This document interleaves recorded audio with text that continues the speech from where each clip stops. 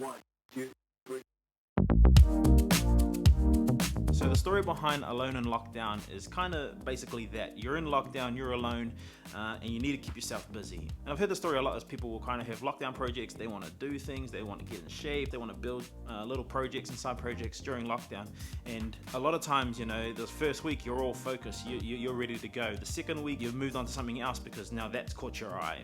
And then the third week, you know, you kind of lost all hope and you're just sitting on the couch watching Netflix, doing what you weren't supposed to do in the first place. And so, you know, that was kind of the idea around Alone in Lockdown, is going through those 4 weeks, just kind of showcasing all those different things that people would have experienced during their lockdown.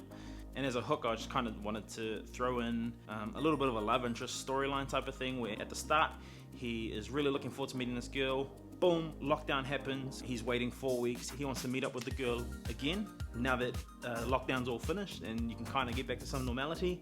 And the punchline drops and she has no idea who he is, or can't even remember. So you build up to all this excitement and then he gets cut off. So yeah.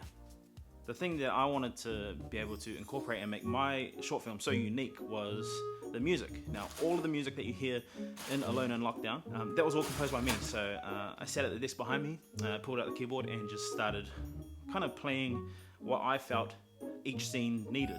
And one of the goals for scoring my own music was I wanted the music to pick up and get a lot more exciting and build as his excitement grew for wanting to leave and go out and meet this girl that he wanted to meet 4 weeks ago.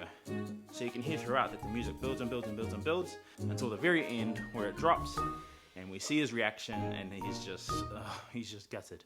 What I and how I usually shoot is a lot of camera movements, and doing it by myself, I couldn't do that. I didn't have a slider or anything like that, so in editing, I had to keyframe a whole lot of different camera movements. And that made the film, I suppose, seem a little more cinematic, and I was able to create a little bit of emotion, a little bit of camera movements within the scene.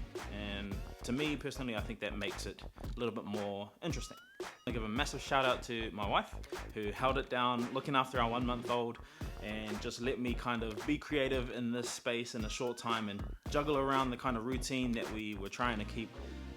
So massive shout out to my wife, and also a massive shout out to Road, who put on this awesome competition for everyone, and also to everyone who's competing and submitting all these short films. I've seen a few of them. Great work, good luck, and all the best.